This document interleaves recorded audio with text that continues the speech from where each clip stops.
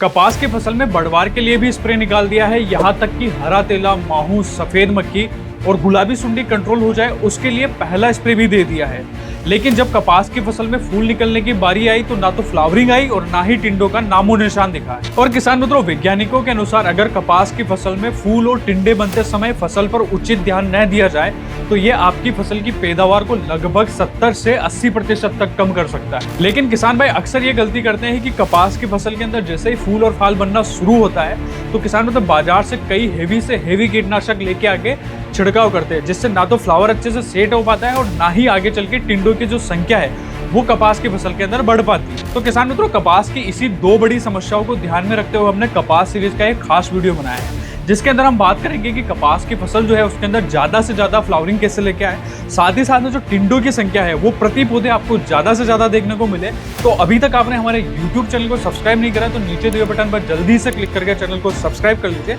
और बिना किसी देरी के इस वीडियो को अपन शुरू करते हैं।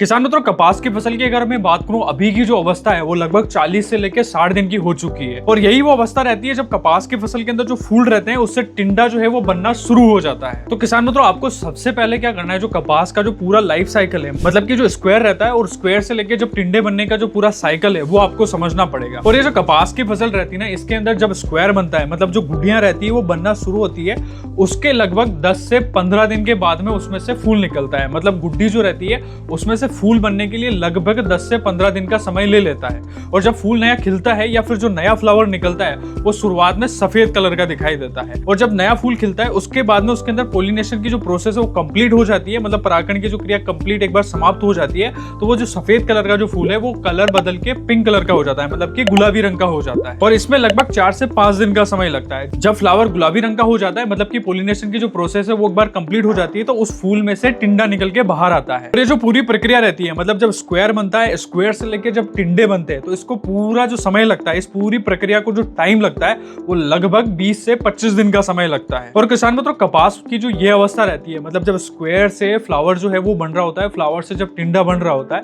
तो ये 20 से 25 दिन की जो अवस्था रहती है ना, ये कपास की सबसे नाजुक वाली अवस्था रहती है, सबसे संवेदनशील अवस्था रहती है। अगर इस अवस्था पर आप कोई भी गलत कदम उठाते हो या फिर कोई भी हेवी कीटनाशक का या फिर ऐसे कीटनाशक का उपयोग करते हो जिससे प्लांट को स्ट्रेस आता है ना, तो ये क्या करेगा ना, आपकी जो कपास की फसल के अंदर है ना, जितने भी फ्लावर लगे हुए हैं या फिर जो गुड्डियां लगी हुई है, तो उसके अंदर क्या होता है ना कि जो कपास की फसल रहती है उसके अंदर ये जड़ने की जो समस्या है ना वो सबसे ज्यादा देखने को मिलती है। और इसके अलावा भी बाई चांस कभी कभी ये भी देखा जाता है कि जो पौधा रहता है ना वो वानस्पतिक वृद्धि, मतलब वेजिटेटिव ग्रोथ जो है वो ज्यादा ले लेता है, जिससे क्या होता है कि पौधा जो रहता है वो सीधा बढ़ता जाता है और साइड की जो ब्रांचेस है वो कम लेता है। और इसी कारण से क्या होता है ना, जो कपास की फसल रहती है, मतलब जिसके ऊपर टिंडे लगते हैं ना, उनकी जो संख्या है वो आपको प्रति पौधे कम देखने को मिलती है। और वही कारण होता है कि कपास की फसल के अंदर जहां 80 से 100 और 120 टिंडे आपको प्रति पौधे आने चाहिए, उनकी संख्या घटकर मात्र 20 से 40 टिंडों तक ही अटक जाती है। और इसके अलावा भी किसान मित्रों क्या होता है ना, कपास की फसल के अंदर एक समस्या और भी काफी ज्यादा गंभीर आती है। मतलब कि क्या होता है ना कि जैसे ही मौसम के अंदर हल्का सा भी बदलाव होता है ना, तो ये आपकी फसल के ऊपर स्ट्रेस लेके आता है। और एक बार अगर पौधा स्ट्रेस में आ जाता है तो इस वाली जो अवस्था रहती है ना, उसके अंदर जो भी नए टिंडे बन रहे होते हैं ना वो भी जड़ना शुरू हो जाते हैं। तो किसान मित्रों, आपको ऐसी कंडीशन में सबसे पहले और सबसे जरूरी काम तो ये करना है, कपास की फसल है ना उसको कैल्शियम की जो कमी है ना वो आपको बिल्कुल भी नहीं होना देना है। क्योंकि कैल्शियम क्या करता है ना, ये जो रहता है ये फ्लावर ड्रॉपिंग को रोकने का काम करता है, मतलब पौधे को क्या करता है, मजबूती देता है। और जो नई बड निकल रही होती है ना, जहां से बड निकलता है ना वहां से उसे ठोस कर देता है। उसी कारण से मौसम में अगर बदलाव भी आता है या फिर अगर तेज बारिश भी आती है ना, तो फसल के अंदर फ्लावर ड्रॉपिंग की जो समस्या है ना वो काफी हद तक कम कर देता है। और उसके बाद में दूसरा काम आपको यह करना है कि जो बोरोन घटक युक्त जो भी पोषक तत्व रहता है ना उसको भी आपको प्रयोग में लेना जरूरी है। तो आप जब भी कैल्शियम दे रहे हैं तो उसके साथ में बोरोन जो है वो भी उसके साथ में मिला के प्रयोग में ले लें, जिससे क्या होगा ना, जो पॉलिनेशन की जो प्रोसेस है ना वो तेज गति से होने लगती है और जो पौधे का शुगर ट्रांसफर है ना वो भी तेजी से होने लग जाता है और पौधे की सारी जो ऊर्जा है वो फ्लावर के ऊपर कन्वर्ट हो जाती है। मतलब एक तो फूल जो रहेंगे वो भी ज्यादा बनेंगे और जो फूल जो रहते हैं उससे टिंडों की जो संख्या है प्रति पौधे आपको ज्यादा देखने को मिलेगी। किसान मित्रों, वीडियो में हम आगे बढ़ते हैं और बात करते हैं वीडियो के अगले सबसे महत्वपूर्ण विषय के बारे में, यानी कि अगर फसल में फूलों को बढ़ाना चाहते हो तो उसके लिए आपको कौन से स्प्रे लेने हैं। ये आपको मैं 3 अलग अलग कंडीशन के आधार पे बताऊंगा। आपकी कपास की फसल के अंदर इन तीनों कंडीशन में कोई सी भी कंडीशन अगर बन रही है तो आप इन टॉनिक को आसानी से उपयोग में ले सकते हो। जिसमें से पहली कंडीशन आती है कि अगर आपकी कपास की जो फसल है उसके अंदर फूल आ ही नहीं रहे, तो ऐसी कंडीशन में क्या करना है ना किसान मित्रों, आपको सबसे पहले एक प्लांट ग्रोथ रेगुलेटर जिसका नाम है ब्लूम बूस्टर, उसको उपयोग में लेना है। इसके अंदर आपको होमोब्रेसिलोइड 0.04% लिक्विड फॉर्म में पाया जाने वाला टेक्निकल पाया जाता है, जो क्या करेगा ना कपास की जो फसल है उसके अंदर फूलों की जो संख्या है उनको भी बढ़ाएगा। साथ ही साथ में अगर फूल झड़ भी रहे हैं ना, मतलब स्क्वायर जो रहता है गुड्डियों से अगर फूल बन के झड़ रहा है तो उससे रोकने में भी मदद करेगा। इसे 1 एकड़ छिड़काव के लिए आपको 100 ml की मात्रा को उपयोग में लेना है। अब इसके साथ में क्या करना है ना, आपको एक एनपीके जो 13045 के नाम से आता है उसको भी उपयोग में ले लेना है। ये क्या करेगा, जो नया स्क्वायर रहता है ना, मतलब जो नई जो गुड्डियां रहती है उसको बनाने में मदद करेगा, जिससे क्या होगा ना जो फ्लावर की जो संख्या है वो प्रति पौधे आपको ज्यादा देखने को मिलेगी। और इसके अंदर पोटाश की भी मात्रा पाई जाती है, जिससे आगे चल के क्या होगा ना जो कपास के अंदर जो टिंडे बन रहे हैं ना उसकी जो साइज होती है उससे भी अच्छी तरीके से बनाने में मदद करेगा, और अंदर जो रुई बन रही है उसकी गुणवत्ता को सुधारने में भी ये मदद करेगा। किसान मित्रों, अब बढ़ते हैं कपास की दूसरी कंडीशन की ओर, यानी कि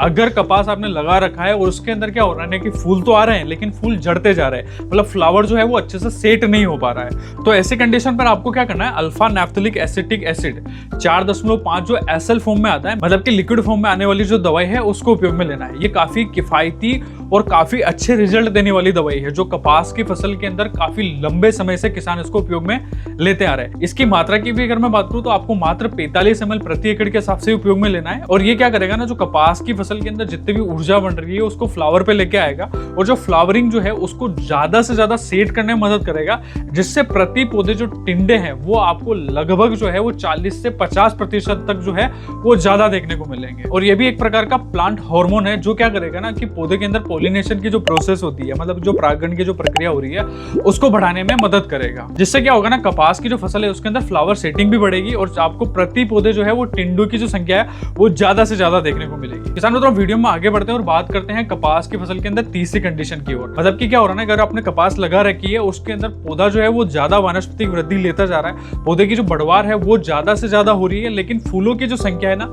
वो नहीं बढ़ पा रही है। तो किसान मित्रों, आपको ऐसी कंडीशन पे क्या करना है, मिकोचिन के नाम से आने वाले प्लांट ग्रोथ रेगुलेटर, जिसके अंदर आपको क्लोरमेकेट क्लोराइड 50% एसएल के फॉर्म में आने वाला टेक्निकल मिलेगा। ये क्या करता है ना, जो पौधे की अनावश्यक वृद्धि होती है, मतलब पौधा क्या होता है ना कभी कभी ज्यादा बढ़वार ले लेता है, पौधे का जो फैलाव है, शाखाओं का जो निर्माण है वो ज्यादा बढ़ने लगता है, पौधा सीधा बढ़ता जाता है, लेकिन उसके अंदर फूलों की जो संख्या है वो आपको कम देखने को मिलती है। तो ऐसी कंडीशन पर ये क्या करेगा ना, जो पौधे का जो बढ़वार है उसे रोकने का काम करेगा, और साथ ही साथ में फूलों की जो संख्या है ना वो प्रति पौधे के हिसाब से बढ़ाएगा, और जिससे आगे चल के आपको प्रति पौधे जो है वो टिंडों की जो संख्या है वो भी ज्यादा देखने को मिलेगी। तो किसानों, तो मिकोचिन की अगर मैं बात करूं तो इससे उपयोग की जो मात्रा है वो भी अलग अलग रहती है। अगर आपने बीटी कॉटन यानी कि नरमे की अगर बुआई कर रखी है तो आपको इसे 32 ml प्रति एकड़ के हिसाब से उपयोग में लेना है। वहीं अगर आप देसी कपास लगाते हैं तो आपको इसे 60 ml प्रति एकड़ के हिसाब से उपयोग में लेना है। दोनों ही अलग अलग प्रकार की फसल के अंदर इसकी जो मात्रा है वो भी अलग अलग रहती है। तो किसान मित्रों, यही थे वो प्लांट ग्रोथ रेगुलेटर जो आपको फसल में फ्लावरिंग स्टेज के अंदर उपयोग में लेना है। ये मैंने आपको 3 अलग अलग कंडीशन के आधार पर बताया। आपकी फसल के अंदर जो भी कंडीशन बन रही है